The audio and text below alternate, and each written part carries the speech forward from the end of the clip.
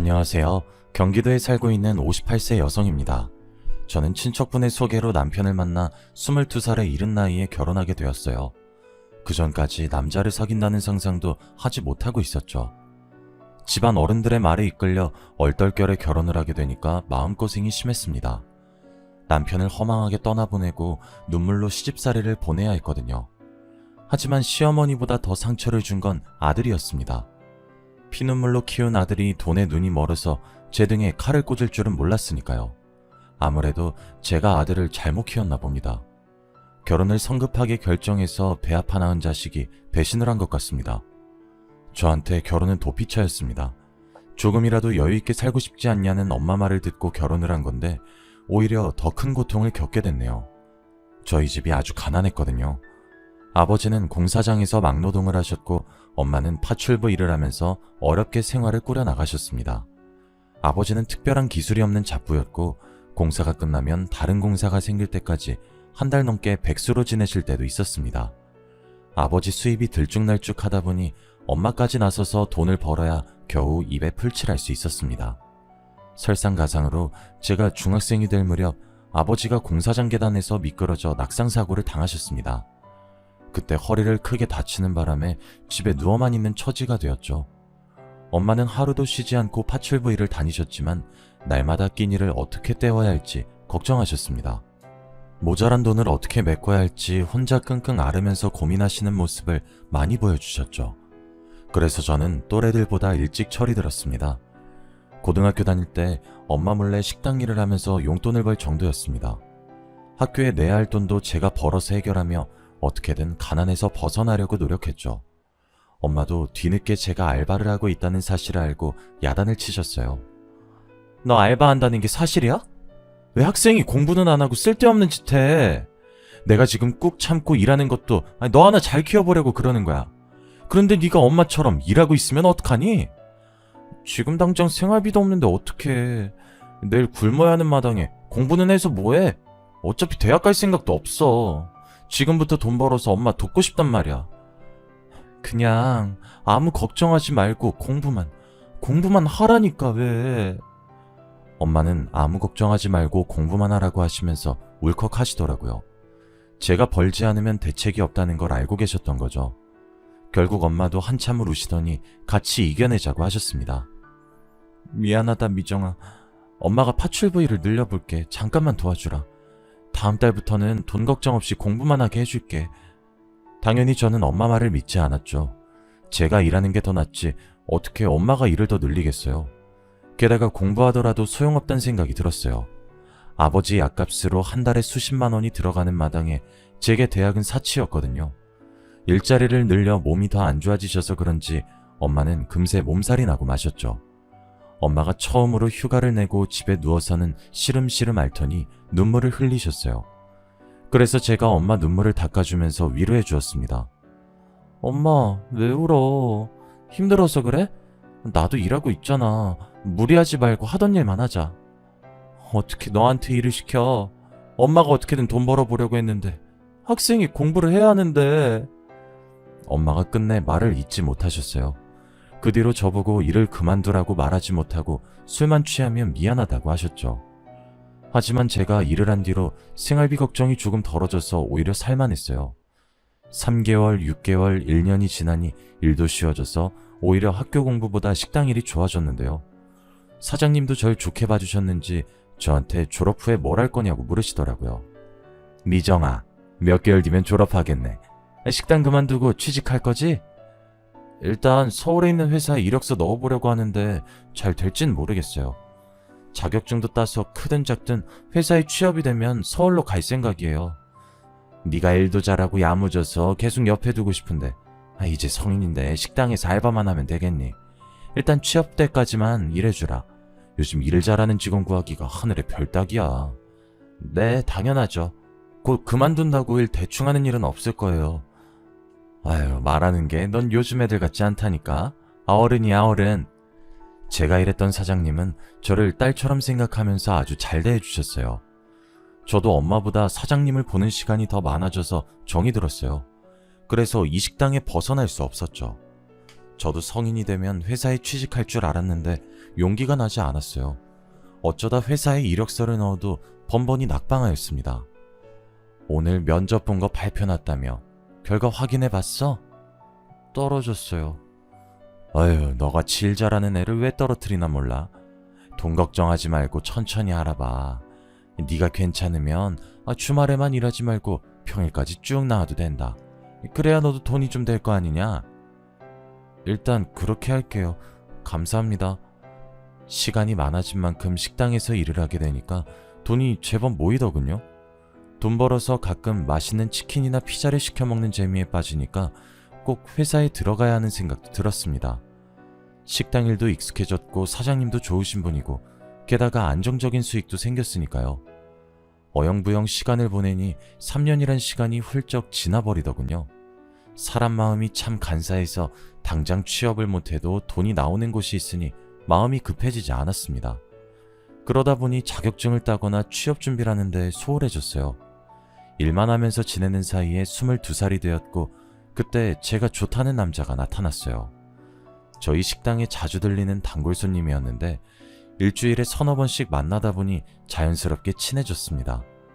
단골 손님에게 오빠라고 부르긴 했지만 이성적인 관심이 있는 것도 아니었습니다. 하지만 단골 손님은 저만 보면 해발쭉 웃으면서 저만 쳐다보고 있더라고요. 정상이 아닌 것 같기도 했고 무서워져서 없는 사람인 척 무시했습니다. 그런데 저에게 결혼하잔 말을 꺼내더군요. 미정아, 우리 결혼하자. 내가 뭘 해서라도 꼭 행복하게 해줄게. 기습적인 청혼에 저는 당황스러운 것은 물론 어이가 없었습니다. 오빠라고 부르며 친한 척 군 게 화근이었죠. 사장님이 단골 손님한테 오빠라고 부르길래 저도 따라한 것이었습니다. 사심없이 자주 와줬으면 해서 친한 척 한 건데 괜한 짓을 했네요. 이제 와서 후회하면 뭐하나요? 요즘 세상이 흉흉해서 괜히 짜증냈다가 큰 코 다칠 수 있어서 단골 손님을 잘 타이르려고 했습니다. 아니 오빠 왜 그래? 이게 무슨 황당한 소리야. 사귀자는 것도 아니고 결혼부터 하자고 들이대는 게 말이 돼? 우리 만난 지 2년 넘었잖아. 그 정도면 충분한 거 아니야? 뭐? 우리가 따로 만나서 데이트한 것도 아닌데 뭐가 충분해. 오빠, 나라서 웃으면서 말하는 거지 다른 여자한테 이러면 큰일 나. 단골 손님은 매일 식당을 오면서 저와 연애를 한 걸로 착각을 하고 있었어요. 조금 무서운 느낌이 들어서 얼른 이 단골 손님을 떨쳐내려고 했죠. 오빠, 진짜 미안한데 난 아직 결혼 같은 거 생각 없어. 그러니까 앞으로 이러지 않았으면 좋겠어. 제가 단호하게 거절하자 풀이 죽은 표정으로 식당을 나가더라고요.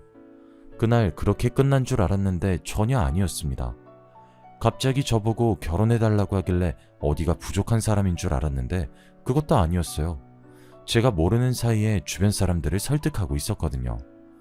그날도 단골 손님이 찾아와서 말을 걸길래 단답으로 대꾸했죠. 그랬더니 사장님이 저한테 이렇게 한마디 하는 거 있죠. 미정아, 종구한테 너무 매몰차게 대하는 거 아니니? 네? 제가요? 사장님도 아시잖아요. 종구 오빠가 계속 찾아와서 결혼해달라고 하는 거. 저 곧 서울 가는데 그러면 곤란해요. 제가 가지도 않을 서울 핑계를 댔지만 소용없었어요. 사장님이 버럭 소리치면서 제 거짓말을 지적하시더라고요. 서울은 무슨? 너 갈 생각도 없잖아. 취직 준비한다는 애가 몇 년 동안 붙은 회사도 없으면서 무슨? 네? 지금 취직 준비하고 있어요. 조금만 더 하면 되는데. 종구가 인물도 저만하면 괜찮은 편이고 성실하고 착하잖아. 게다가 집에 돈도 많다더라. 사장님이 귓속말로 식당 앞에 있는 건물이 종구네 거라고 하시면서 몇 번만 만나보라고 부추겼어요. 어느 날은 집에 갔더니 엄마가 저를 부르더니 사장님한테 그 오빠에 대해 들었다고 하시더라고요. 너 좋다고 쫓아다니는 남자가 있다며? 사장님한테 들었어? 그 사람 때문에 미치겠어. 완전 스토커 같다니까? 남자들이 원래 그러잖아. 너 좋아서 적극적으로 대시한 건데 스토커라고 하면 안 되지. 엄마가 그 사람이 하는 짓 못 봐서 그래. 그 사람 말도 꺼내지 마. 그래도 식당 앞에 건물 가지고 있다면서? 그런 사람이면 한 번쯤은 만나봐도 되겠다 싶어서 물어본 거야.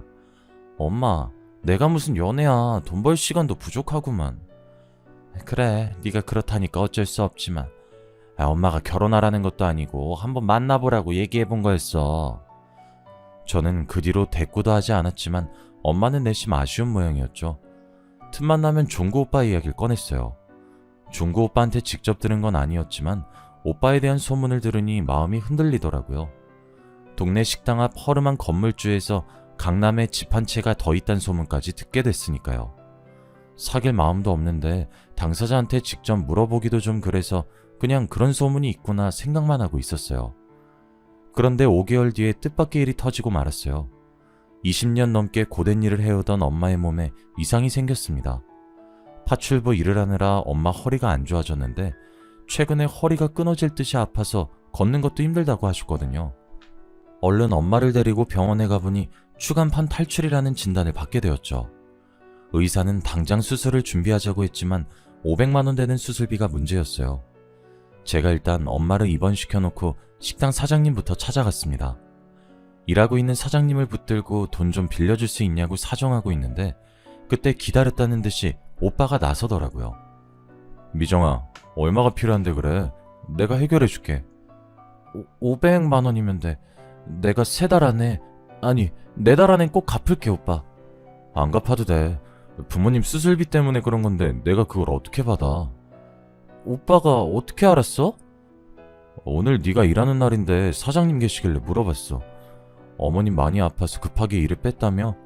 계좌 불러. 지금 보내줄게.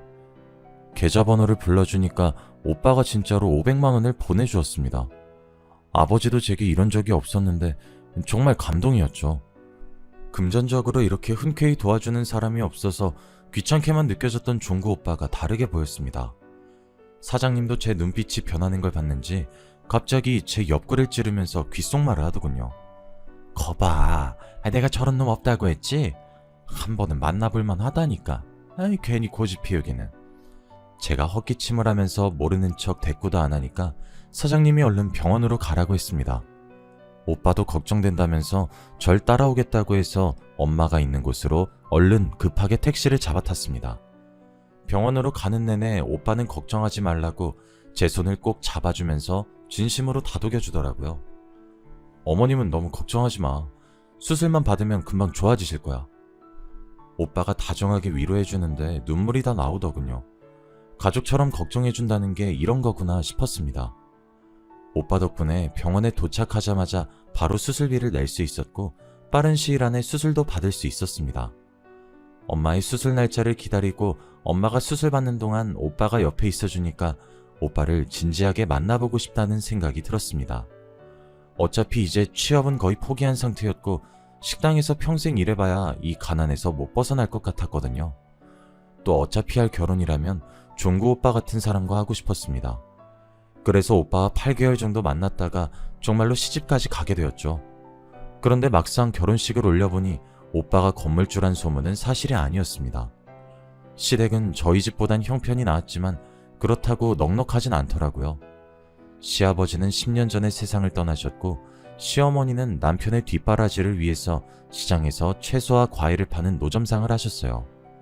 학교를 마친 남편은 공장에 들어가서 일을 했고 5년 뒤에 작업반장이 되었죠.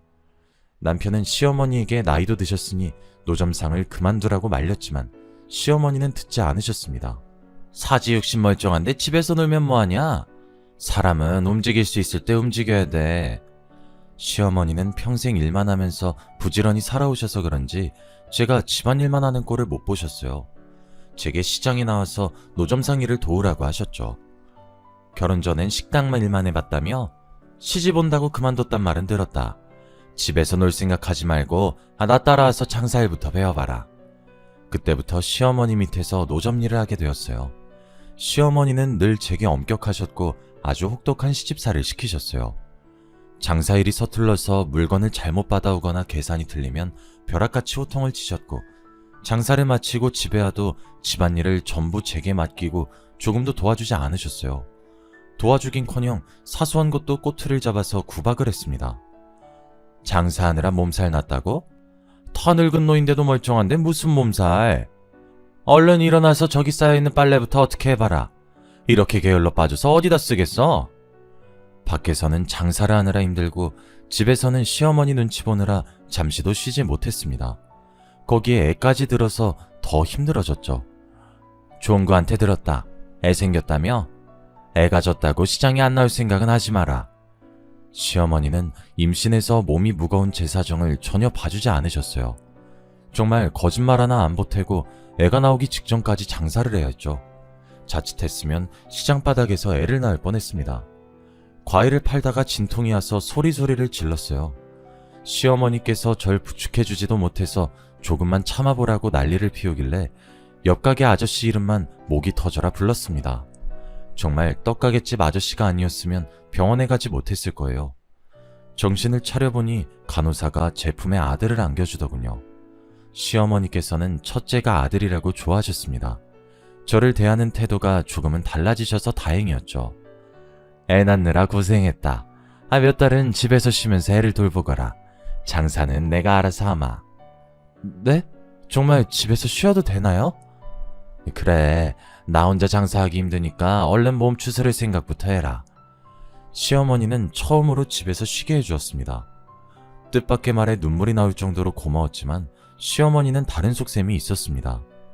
아들이 100일을 넘기고 저도 체력이 회복되자 시어머니께서 장사를 제게 맡기고 싶다고 하시더군요. 나도 나이가 드니 노점 일이 지친다.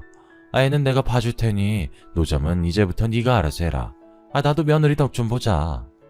네? 어머님, 저 아직도 산후통이 있어서 손발 시리고 어깨도 아파요. 무거운 것도 못 들 것 같은데 제가 어떻게 혼자서 노점을 보겠어요. 나는 뭐 안 아픈 줄 아니? 너만 해놨어?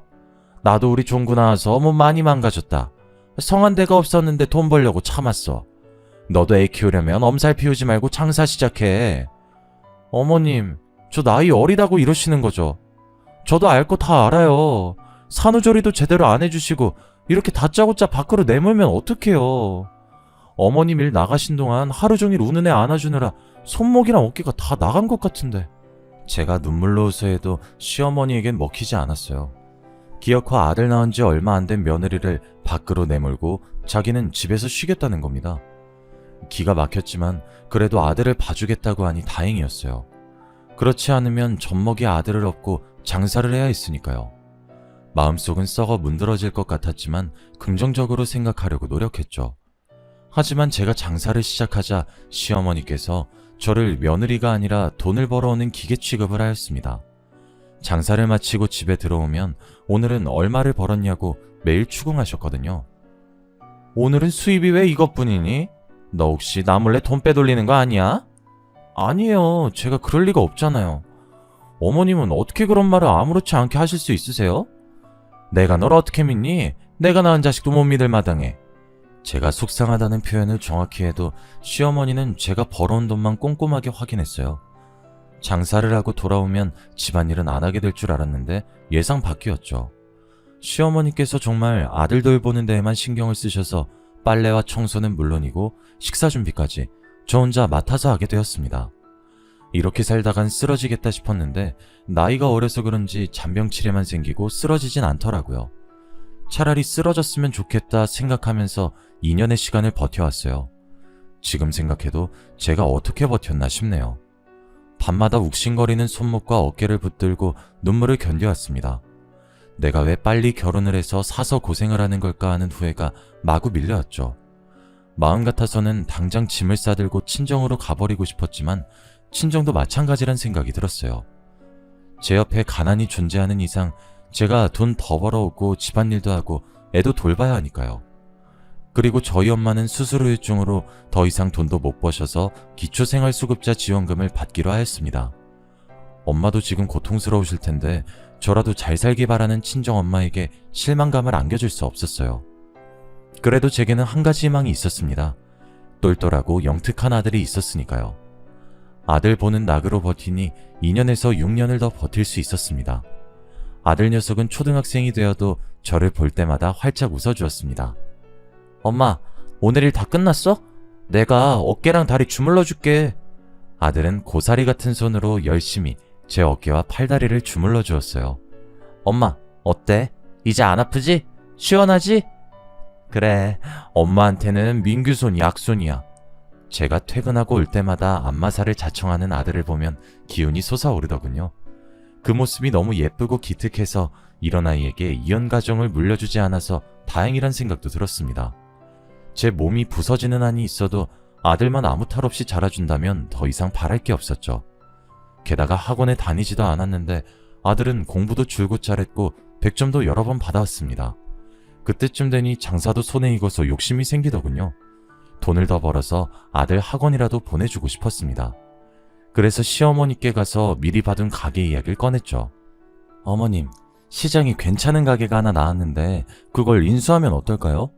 옷가게 사장이 급전이 필요해서 시세보다 아주 싸게 가게를 내놨더라고요. 이참에 노점이 아니라 우리 가게를 만들어두는 게 좋을 것 같아요. 옷가게 사장이 얼마에 내놨는데? 3천만 원이요. 저렴하네. 내 몸이 안 좋아서 가게는 못 보러 가니까 계약은 너 알아서 하고 그 강의 명의는 내 앞으로 해라. 네? 제가 혼자 장사해서 모은 돈인데 왜 어머니 명의로 가게를 얻어요?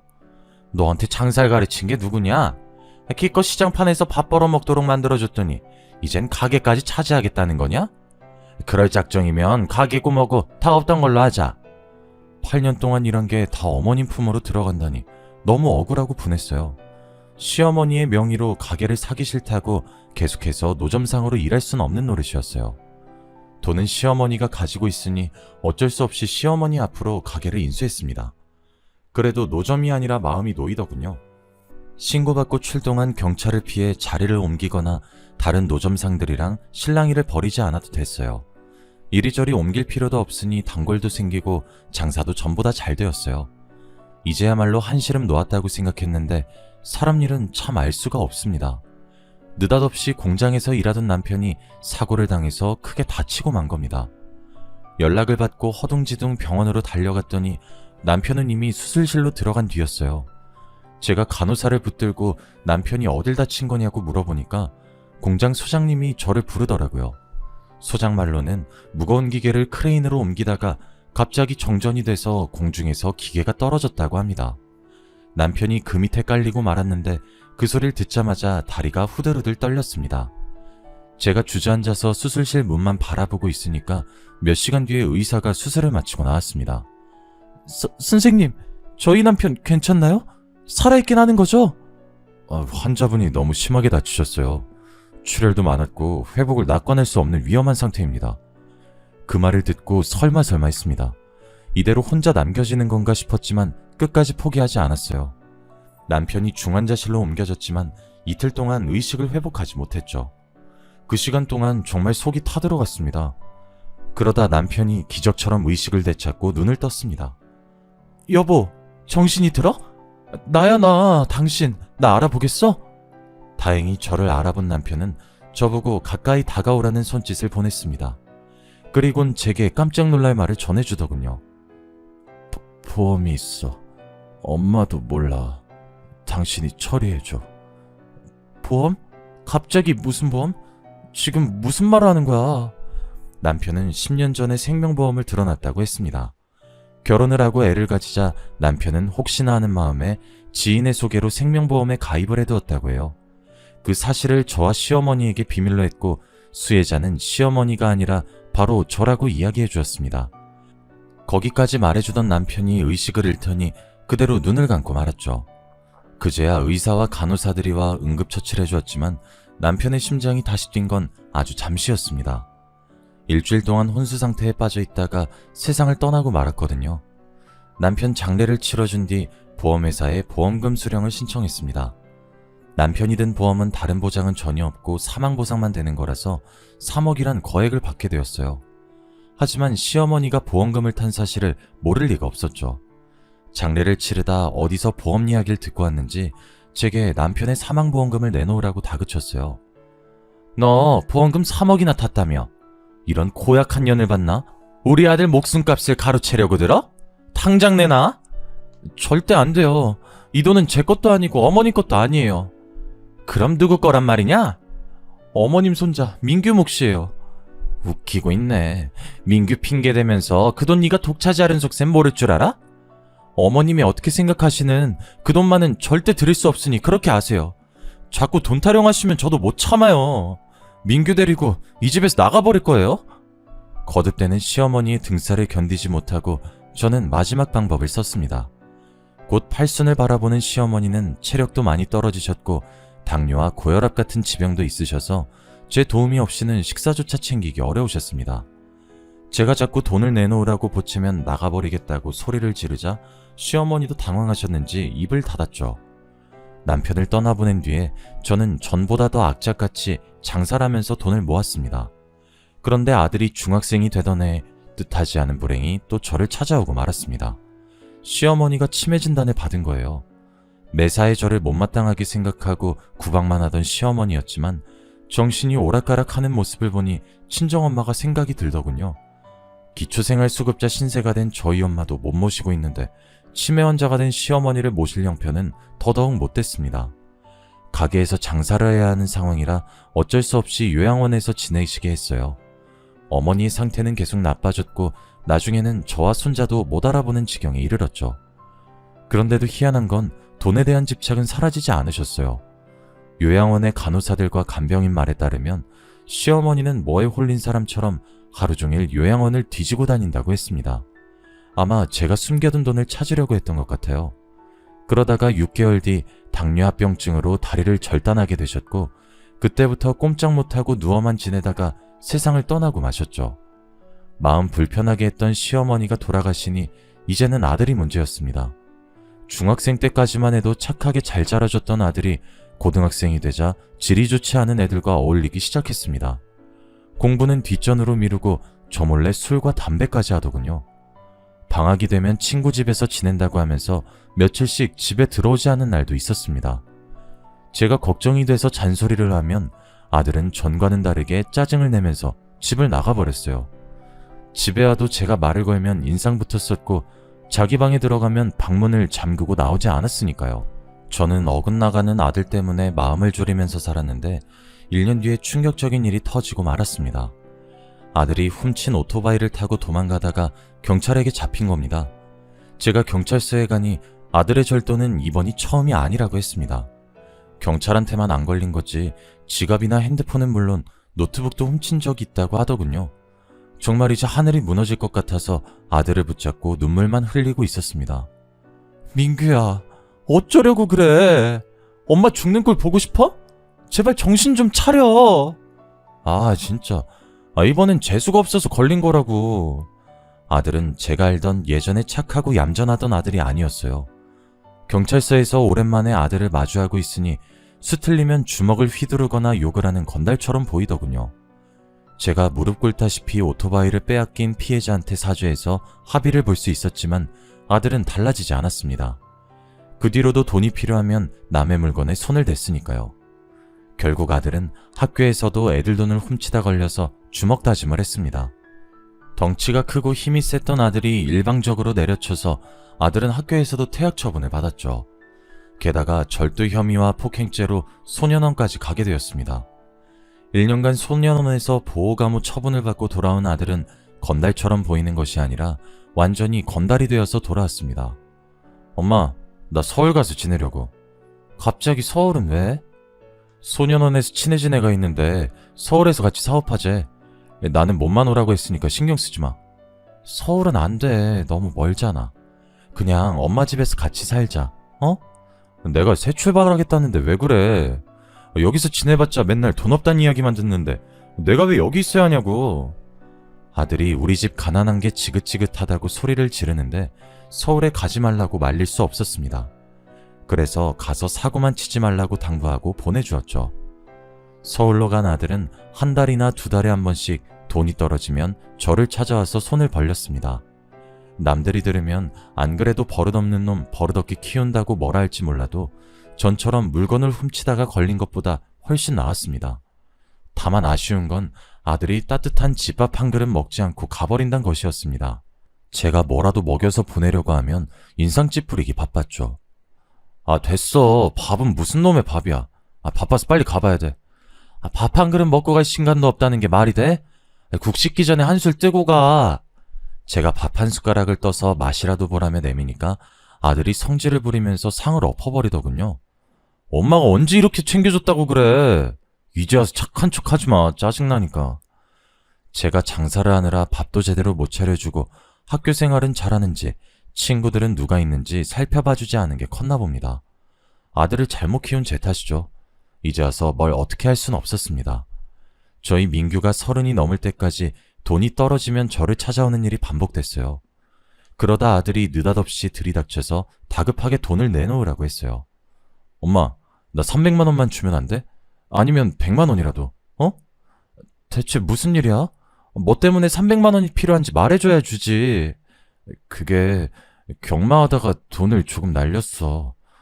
머뭇거리던 아들이 경마와 다른 도박에 손을 댔다가 1억 정도 빚을 졌다고 하더군요. 저는 아들이 언젠간 사고 칠 것 같아서 가진 현금을 모두 다 소진한 상태였습니다. 대신 그 돈으로 집 한 채를 사뒀죠. 3억이라는 목숨값을 허투루 쓰고 싶지 않아서 오랫동안 생각해 놓은 계획이었습니다. 엄마가 집을 사느라 돈이 없어. 그 집 나한테 주면 되잖아. 어차피 나 주려고 사놓은 거 아니야? 그래, 너한테 줄 거야. 하지만 지금은 아니야. 네가 결혼하면 그때 줄 테니까 그렇게 알아. 정말이지? 결혼하면 집 준다고 약속한 거야? 대신 좋은 여자 만나야 돼. 아무 여자 데려오면 절대 안 된다. 결혼이고 뭐고 당장 집을 내놓으라고 난리 깽판을 칠 줄 알았는데 아들이 순순히 알았다고 하고 나가더군요. 그리고 몇 달 뒤 아들이 결혼할 여자라며 상견례 자리를 마련하였습니다. 우리 엄마야, 인사드려. 안녕하세요. 수진이라고 해요. 만나 뵙게 돼서 반가워요, 어머님. 좋은 여자라고 해서 기대했는데 첫인상부터 실망스러웠습니다. 쌍꺼풀도 하고 코도 높이고 보톡스를 잔뜩 맞았는지 얼굴이 부어 있었거든요. 화장도 짙고 향수 냄새도 독한 게 화류계 출신이 아닌가 싶었습니다. 그런데 아들 말을 들어보니 유흥업소 출신이 맞더군요. 제가 집안 살림 살 돈도 없는데 무슨 결혼이냐고 반대하려고 하니까 갑자기 이상한 말을 꺼냈습니다. 돈이 없긴 왜 없어. 집은 엄마가 준 집에서 살면 되고 세탁기나 냉장고는 뭐 내가 돈 좀 빌리고 수진이 마이킹 좀 땡기면 돼. 마이킹? 마이킹이 뭐니? 아, 그게... 아들은 말실수를 했다고 생각했는지 며느리 눈치를 보더군요. 그러더니 며느리가 술집 여자라고 술술 불고 말았습니다. 술집 좀 나갔으면 어때? 지금부터 마음 잡고 열심히 살 건데. 설마 집 안 주려고 그러는 건 아니지? 결혼은 아직 일러. 더 생각해보고 해라. 아, 엄마한테 나중에 이야기하려고 했는데 우리 애도 생겼단 말이야. 수진이가 배 더 나오기 전에 결혼식 올리고 싶대. 뭐? 애가 생겼다고? 제가 놀라든 말든 아들의 관심사는 오로지 집밖에 없었어요. 제가 명의를 넘겨주면 당장 팔아먹을 게 분명했죠. 그래서 정신을 똑바로 차리고 아들에게 단호한 모습을 보여주었습니다. 서두르지 마라. 오래 비어둔 집이라 손볼 데가 많아. 집이 수리될 동안 당분간은 내 집에서 같이 지내자. 사람은 일단 같이 살아봐야 해. 결혼식도 혼인신고도 아직 올리지 말고 3개월만 같이 살아보게. 집 줄 생각은 안 하고 시모가 같이 살자고 하니 당연히 며느리 입이 삐죽거렸죠. 워낙 못 배운 아이 같아서 싫다고 집부터 달라고 소리를 지를 줄 알았는데 다행히 저보고 같이 살자고 했습니다. 그렇게 며느리와 같이 산 지 한 달 정도 지났을까요? 밤에 화장실을 다녀오려고 일어났다가 아들이랑 며느리 방에서 도란도란 말소리가 들려왔습니다. 내가 알아봤는데 엄마가 사놓은 집 말이야. 지금 집값 뛰어서 최소 5억은 나간대. 어머, 대박이네? 그럼 자기야, 나한테 절반 주기로 한 약속 지켜야 돼. 만약에 딴소리 하면 나 경찰에 신고해버릴 거야. 뭐? 이게 미쳤나? 나를 뭘로 신고하겠다는 거야? 혼인빙자 사기죄라고 드러나 봤어? 네가 또 사기치고 도망갈까봐 나도 알아봤다고. 너 또 가게 삼촌한테 이상한 말 듣고 이러는 거지? 너한텐 절대 거짓말 안 하니까 조금만 기다려. 할망구 죽고 나면 이 집도 내 거니까. 도대체 언제 죽는데? 나한테는 여기저기 안 아픈 데가 없다며. 너무 팔팔한 거 아니야? 조금 기다리라니까. 그동안 싫어하는 티 좀 내지 말고 얌전히 있어. 안 그럼 돈이고 뭐고 아무것도 안 줄 테니까. 숨을 죽이고 둘이 하는 말을 들어보니 아들은 집안에 돈이 많아 놀고 있다며 며느리에게 제가 가진 재산의 절반을 주겠다고 꼬신 거였어요. 두년 놈은 집 한 채로 만족하지 못하고 제가 죽으면 가게와 제 집까지 가져갈 꿈에 부풀었나 봅니다. 제가 빨리 죽기를 학수고대하고 있었단 생각에 가슴이 찢어질 것 같았죠. 조용히 방 안으로 돌아와 뜬 눈으로 밤을 지새웠습니다.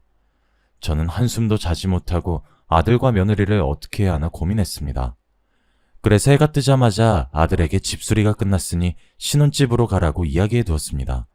그대로 가게로 출근하고 돌아오니 아들은 보이지 않고 며느리가 누군가와 전화를 하고 있더군요. 응, 오빠. 이제 작업 거의 다 끝났어. 2억 5천은 땡길 수 있을 거야. 물론이지. 그 자식은 나를 마누라로 생각하고 있는데 웃겨 죽겠어. 사실 임신도 안 했고 혼인신고도 안 했거든. 집 팔아서 돈만 챙기면 야반도주 할 거야. 얼른 돈만 챙기고 오빠 보러 가고 싶다. 며느리가 아들과 작정하고 저를 속인 것도 모자라 숨겨둔 내연남까지 있었던 겁니다. 그 전화통화를 듣는 순간 그동안 참아왔던 게 터져서 며느리에게 달려들고 말았습니다. 머리채를 잡아채면서 할 수 있는 온갖 욕은 다 했죠. 뭐? 돈만 챙기고 야반도주 할 거라고? 어디서 근본도 없는 술집년이 나를 속여? 이거 놔요! 경찰에 신고할 거야? 폭행죄로 신고할 거라고! 그래, 신고해라. 너 사기친 거랑 내 폭행죄랑 누가 다 형 오래 사나 보자. 같이 깜빵 가보자고. 제가 진짜로 경찰에 신고할 기세로 핸드폰을 챙겨드니까 며느리가 조용히 사라질 테니 없던 일로 하자고 하더군요. 어림도 없는 소리였습니다. 그대로 경찰에 전화해 며느리가 사기 결혼을 했다고 신고했죠. 하지만 며느리가 돈을 챙겨들고 튄 것도 아니고 금전적인 이득을 취하기 전에 신고한 거라 제대로 된 복수도 하지 못했습니다. 하지만 아들이 배운 것도 없는 여자에게 벗어났다는 것만으로 천만다행이라고 생각합니다. 저보고 죄송하다고 효자가 되겠다고 하진 않았지만 돈만 밝히고 저를 속이려고 든 게 후회가 되긴 했나 봅니다.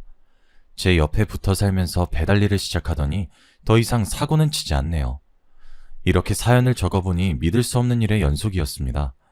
저에게 좋은 집안, 좋은 남편, 좋은 아들도 없었지만 이렇게까지 버티게 해준 건 가난해서 생긴 악착 같음인 것 같습니다. 바쁘게 살아오다 보니 제 한탄을 말할 사람도 없어 사연 보내봤는데 어떤 반응일지 궁금하네요.